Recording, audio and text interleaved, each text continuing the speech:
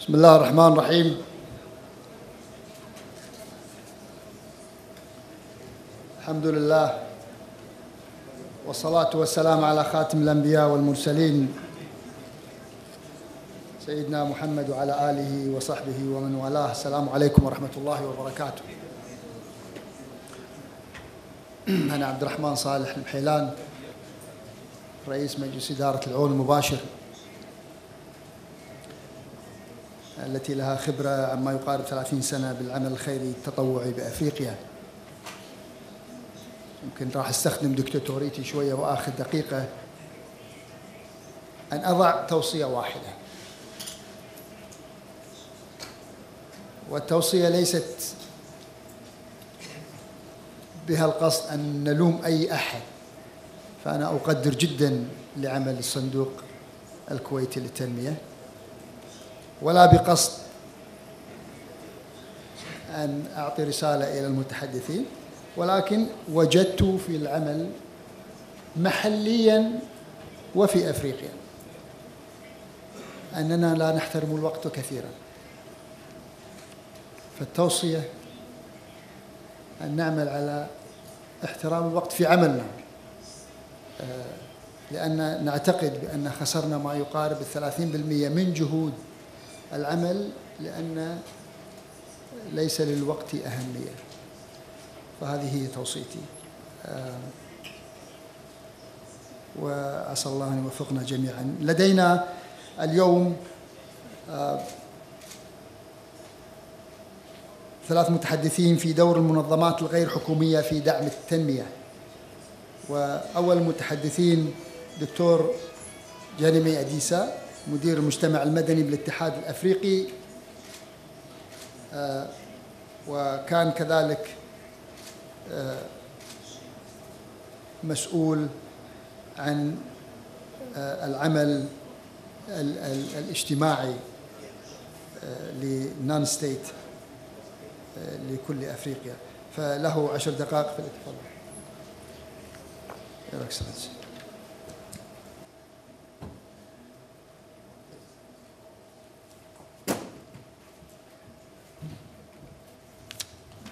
Thank you very much, Mr. Chairman, and I will try to keep the time like you heard. First of all, I want to thank the organizers of this meeting.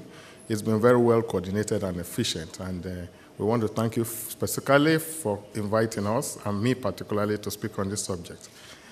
One of the main features of developmental architecture in Africa is the rising prominence of NGOs. The trend has started noticeably from the 1950s to 60s, but mushroomed in the 1970s. In fact, World Bank figures has stated that the NGO sector in both developed and developing countries since mid-70s has witnessed exponential growth. It is now estimated that over 15% of total development aid is channeled through NGOs, amounting to about roughly $8 billion. It added that those statistics are notably incomplete. There was an estimate of 6,000 to 30,000 national NGOs, as well as hundreds of thousands of community-based organizations. Before we go into how, when, and what, it's important to have a conceptual clarity on what is an NGO. They come under different names, different parameters. Some of them are known as charity organizations. Some of them are think tanks, advocacy groups. And they come under different labels interchangeably. Some people say civil society, private organizations, non-profit organizations. But there are 4 main characteristics that phenomenologically make up an NGO. First, they must be non-state organizations that are not based in government. 2, they should be organizations that are not created to earn or make profit. 3, they should be organizations designed to produce public good or social services. And 4, there must be an element of voluntarism, in which the organization is created by free will and wants action that is not by coercion. So, NGOs in Africa, if we take these 4 characteristics, we find that NGOs in Africa, if you look at the historical perspective, there are several phases of development. The mushrooming in the 1970s tends to conceal the fact that NGOs are one of the earliest forms of social organizations. Even before governments were formed, people banded together in social groups to provide social needs, to tackle squalor, poverty, disease, common rights, and property. And this was a form that went on as governments developed. So in the pre-colonial times, there were NGOs, but the NGOs were based on community interest and adapted to social needs. In colonial times, there are two phases of development. The first was the colonial government. They were not particularly interested in investing in social development, except where it served the colonial needs and welfare of the colonial administration. After that, there was the era of nationalism. And one of the things the development philosophy advocated by the nationalist leaders is well captured in Nkrumah's aphorism that seek ye first the political kingdom and all other things shall be added into it.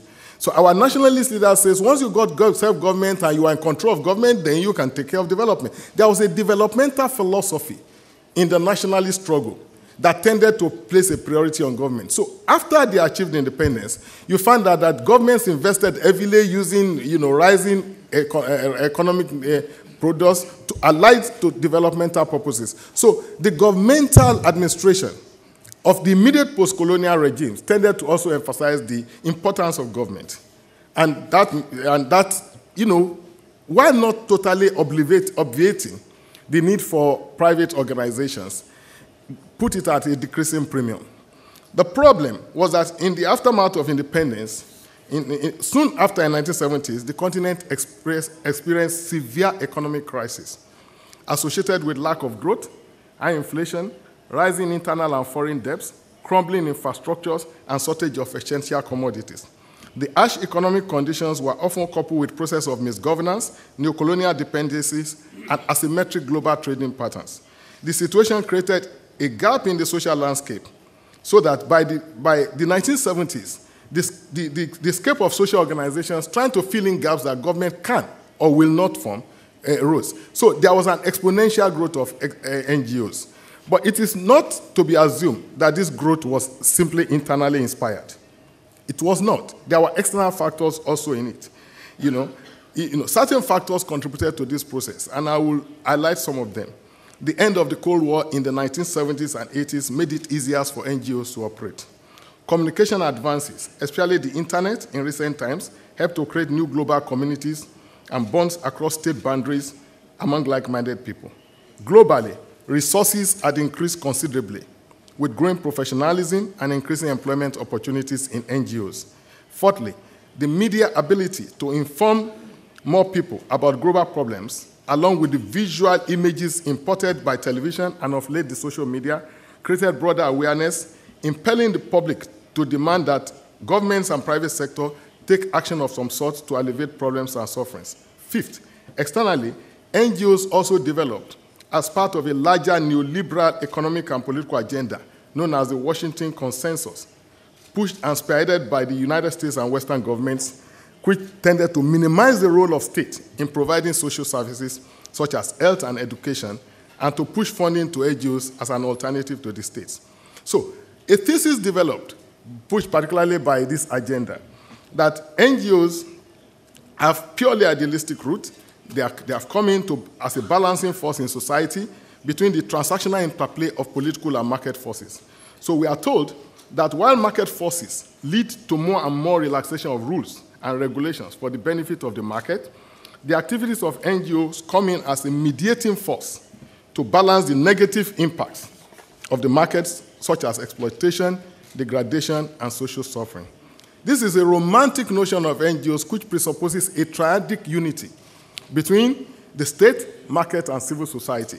And it's often pushed by donors as a variable ingredient of democratization, with a potential of NGOs to hold the state in check and to serve as a moral pulse of society and democratic values. So what they are saying is that there is a market force and there is government. NGOs come to balance the force, because if you allow pure market forces, the conditions will be harsh. But when NGOs come, they will mediate and fill the gaps of the harsh conditions created by market forces. Now, this organic harmony presumes a unity of the NGO model that is not really true, because it misses certain facts that the NGO model has often been corrupted and takes several and different forms. And one of the things is we want to capture is that we say they are serving social good, they are public forces. But when you look at NGOs, you can classify them in terms of their derivation, funding source, structure, and social purpose. And examples of this corruption have led people to classify NGOs in different categories. There is what is called dongos, which is donor NGOs. NGOs created simply by external forces to serve some agenda. So employment in these NGOs is like a bureaucracy. The people who work in them are like civil servants. They hand dollars and something from foreign agencies, and they serve the dictates and policies created at headquarters in London, Paris, or elsewhere. These ones are normally donor NGOs, and they are known as dongos mostly. Then there is also what you call mungos, briefcase NGOs, NGOs that exist for tax evasion or private gains. And these are NGOs that you see, they have structures, but there are two varieties of briefcase NGOs. There are my NGOs, which is one person. You see some NGOs, the only person there is just one person. It serves the interest of this one person. You see some that serves the interest of groups. So there is my NGO and pocket NGOs. Pocket NGOs is where you have a cabal. And this normally in the corrupt form is described as pongos. There is also fungos, which are fictional NGOs, just created for tax purposes on paper, but they have no structure. They can have an office, everything could look nice, but really the NGO is just is a fiction. Then there are fungos, which are, there are gongos, that are government NGOs. One of the things that government have reacted to the neoliberal agenda. They like certain NGOs that are charitable, give welfare, because they fill gaps, cater to the homeless and sick, because they fill gaps that reduce state expenditure. But there are certain NGOs that come out to attack the legitimacy of government, particularly in the area of governance and democracy. So in a counter-reaction, governments sometimes sponsor NGOs, which are known as gongos, because they try to conceal their origins and they want to support the legitimacy of government. Now, it's not just governments that create NGOs. Business groups also create NGOs, which we label as bongos, Business NGOs, business, when they work sometimes, support community groups. But they are averse to certain labor interests that champion environmental and standards that affect profit. So sometimes to build effective host communities, occasionally, it's not very common, business groups also sponsor NGOs.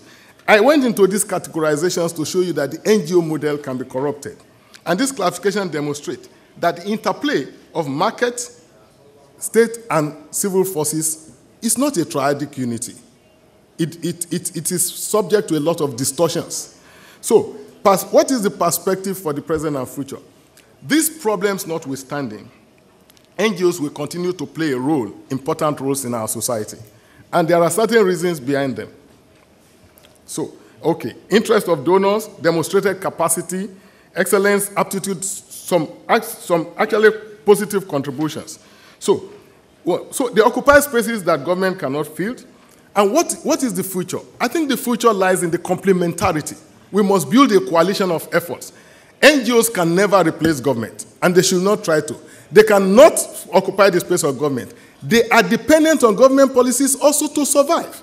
So I think the future is to build a coalition of efforts in which NGOs occupy roles that can mutually reinforce government efforts. And I think the experience of the Arab states and Africa are very similar, because one of the things that comes out of this is the need for an appropriate environment. I won't say regulatory environment, but parameters of engagement that will make sure that the NGO model is not corrupted and can actually supplement, reinforce state policies. I think, therefore, there's a mutual interest between Arab and Africa to commonly develop these terms of engagement so that NGO activities within our society will be productive.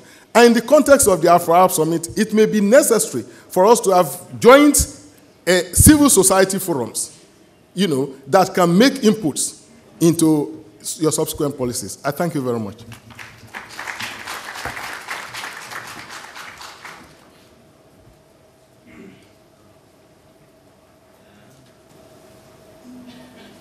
شكرا جزيلا الدكتور جمني أديسة. الآن الكلمة للسيدة إيناس سيد مكاوي، وهي بخصوص الرؤية العربية للمنظمات الأهلية ودورها في التنمية. هي مستشارة أول مديرة إدارة المجتمع المدني بالجامعة العربية، ومستشار غير متفرق بالأمم المتحدة لشؤون المرأة، وعضو اللجنة الإقليمية لشؤون المرأة عن مصر، ومؤسس اللجنة الدائمة للمرأة المصرية. تفضل دكتور. السلام عليكم ورحمة الله. أولاً لن أبدأ كلمتي إلا وهناك انحياز إيجابي نحو المرأة الوحيدة التي تجلس على هذه المائدة، ولا بد أن أبدأ بأنني لا أستطيع إلا أن أقول أن 3 سنوات قد مرت على انعقاد القمة الثانية، القمة الأفريقية العربية التي انعقدت منذ 3 سنوات، وكنت أحد المنسقين الرئيسيين له، وأنني اليوم أقف لألقي كلمة في المنتدى الذي لا بد وأن أذكر المصرف العربي للتنمية الاقتصادية في إفريقيا الذي كان صاحب هذه المبادرة لانعقاد المنتدى الأول. وها هو الصندوق الكويتي يتبنى المنتدى الثاني، وتستضيف دولة الكويت ويرعاه سمو الأمير، وهنا الجامعة العربية والاتحاد الأفريقي يحتضن هذا المنتدى، وبالتالي هذه هي عناصر شراكة أتفهم منها ما هو المجتمع المدني وما هو المجتمع بأسره، وما هي عناصره التي تستطيع أن تدفع بقضايانا التنموية جميعاً إلى الأمام. فإذا كنا اليوم نستهدف تنمية حقيقية في المنطقة العربية والإفريقية، فلا بد أن نقر أن الجميع شركاء في هذا الموضوع، حكومات ومجتمع مدني وقطاع خاص ومؤسسات تمويل. هذه بداية كان لابد أن أرجع إليها وأوثقها قبل البدء في هذا الموضوع. وموضوعنا أعتقد أن المجتمع المدني في المنطقتين العربية والإفريقية هو من الموضوعات